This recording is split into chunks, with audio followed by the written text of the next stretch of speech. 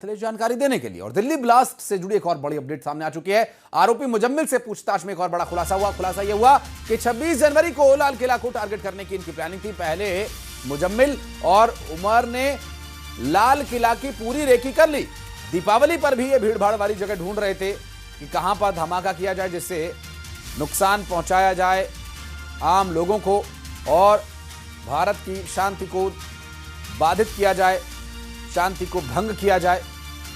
उसमें इन्हें कामयाबी नहीं मिली तो इन्होंने जो इनके हाथ लगा उसी से ये हरकत की और आरोपी मुजम्मिल से पूछताछ में ये बड़े खुलासे हुए हैं।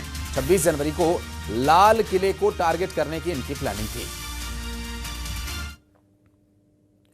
और दिल्ली के लाल किला पर हुए ब्लास्ट को लेकर एक बड़ा खुलासा यह भी हुआ कि शुरुआती जांच में जो शक जताया गया कि धमाके में अमोनियम नाइट्रेट के साथ साथ PETN यानी पेंटाएरीथ्रिटोल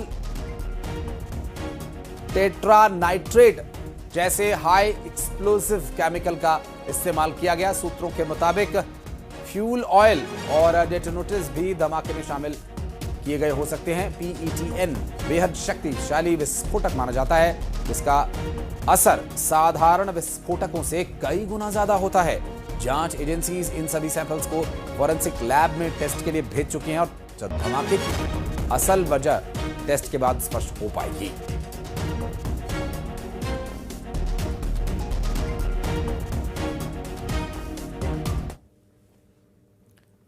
दिल्ली ब्लास्ट ने कई परिवारों को जख्म दिए। श्रीनिवासपुरी के अमर कटारिया भी उन्हीं लोगों में शामिल हैं जिन्हें इस ब्लास्ट में अपनी जान गंवानी पड़ी। उनका परिवार मातम में डूबा है।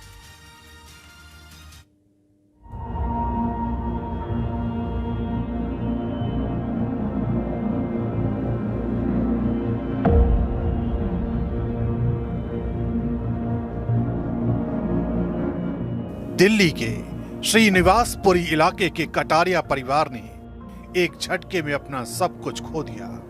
देखिए कि शोकाकुल परिवार है, यहाँ पर हर कोई उस दुख में है क्योंकि 34 साल के अमर कटारिया अब हमारे बीच में नहीं है। और तो आप परिवार देख सकते हैं, एक तरफ जो है वो पिता हैं उनके और दूसरी तरफ आप देखें तो घर की महिलाएं हैं जो यहाँ पर आपको नजर आ रही होंगी। जगदीश कटारिया के बेटे अमर कटारिया अब इस दुनिया में नहीं है। उनकी यादें ही बची हैं। पिता बताते हैं कि बेटे से उस शाम डिनर को लेकर बात हुई थी, लेकिन फोन पर हुई वो बात आखिरी बात थी। उसके बाद LNJP अस्पताल में सुबह 4:30 बजे पता चला कि उनका बेटा अब नहीं रहा। पहचान हाथ के टैटू और गले की चेन से हुई। तो आप लोगों को कैसे पता चला कि अमर भी उस ब्लास्ट का शिकार हुए हैं? मैं तो मार्केट में था, बेटे का फोन आया कि पापा आप आ जाओ, हम रात को डिनर बाहर करेंगे। अच्छा। मैं वहीं से चलता हूँ, आप यहाँ से चलो। मैंने फ़ोन किया बच्चों को, जब बच्चे बाहर आ गए, हम फिर 6:45 बजे उन्होंने फ़ोन किया था, हम बाहर निकल गए। फिर आश्रम पार करते ही मैंने बेटी को फ़ोन किया, बहू को, कि बेटे फ़ोन लगाओ अमर को, अभी कहाँ पे मिलेगा, कैब से आ रहा है या मेट्रो से आ रहा है। तो उसने फ़ोन लगाया तो उसने किसी लेडी ने उठाया उसका फ़ोन। तो लेडी ने हमें बताया कि ऐसे ऐसे यहाँ पे लाल किले के सामने ब्लास्ट हुआ है काफ़ी तगड़ा। तो उसमें ये फ़ोन मुझे सड़क पे पड़ा हुआ मिला था। तो उसने कहा कि अगर आपको फ़ोन चाहिए तो मैं कश्मीरी गेट पे आके ले सकते हो। मैंने कहा अभी तो पहले मैं बेटे का पता करूँ। फिर मैं दूसरा नंबर मिलाया उसका, वो बेल तो जारी थी लेकिन रिस्पॉन्स कुछ नहीं मिला। अब ये सारी चीजें हुई, आप गए हॉस्पिटल, अंदर नहीं जाने दिया।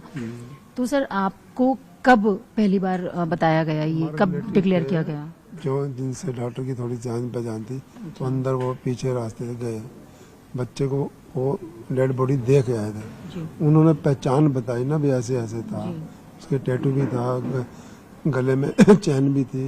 अच्छा। और कपड़े भी जैसे पहन रखे थे।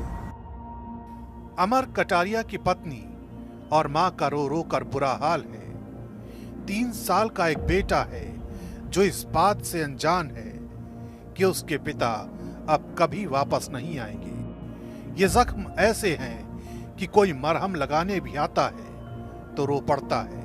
उनकी जो मदर हैं भारती कटारिया, वो भी हैं, उनसे भी मैं बात करने की कोशिश करूंगी। हालांकि मौका ऐसा नहीं है और क्या ही मैं बात करूं उनसे। बट आंटी, आप बिल्कुल, आंटी आप परेशान ना हो, आप मुझे बताएं कि आप गई थी। नहीं बता पाऊंगी।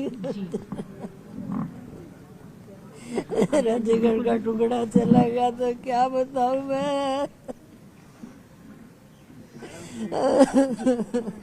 बिल्कुल आंटी, बिल्कुल आप परेशान ना हो। मैं समझ रही हूँ आपकी बात।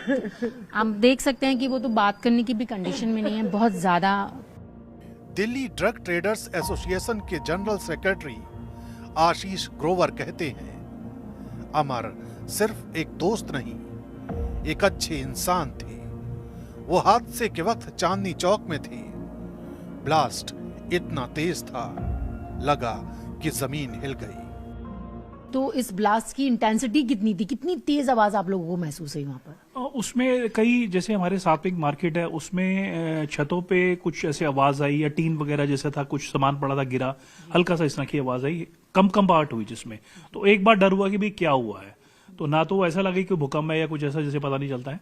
लेकिन बाहर आके जब पता चला और जब लोकेशन पे पहुंचे, जगह पे पहुंचे, तो बहुत भयानक था। और उस टाइम जो फिर मैंने कुछ प्रैक्टिकल खुद देखा, और एक बार देख के मैं भी पीछे हटा।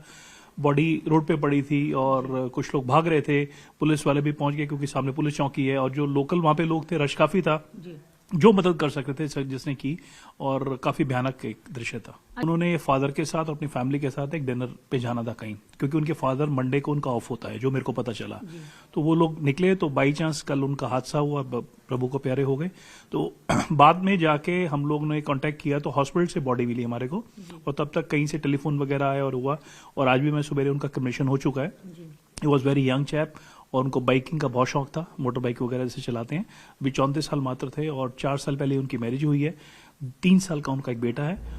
अब श्रीनिवासपुरी की वो गलियां खामोश हैं जहां कभी अमर की हंसी गूंजती थी। एक पिता जिसने बेटे को खोया, एक माँ जिसकी आंखों से आंसू नहीं थमते, एक पत्नी जिसके हिस्से ताउम्र का दर्द आया है, वो मासूम बेटा जिसे पता ही नहीं कि उसकी मासूम से जिंदगी से किसे छीन लिया गया। दिल्ली ब्लास्ट ने न सिर्फ जाने ली, बल्कि कई जिंदगियों को तोड़ दिया। अमर की कहानी उस दर्द की गवाही है जो आज भी हर दिल को रुला देती है।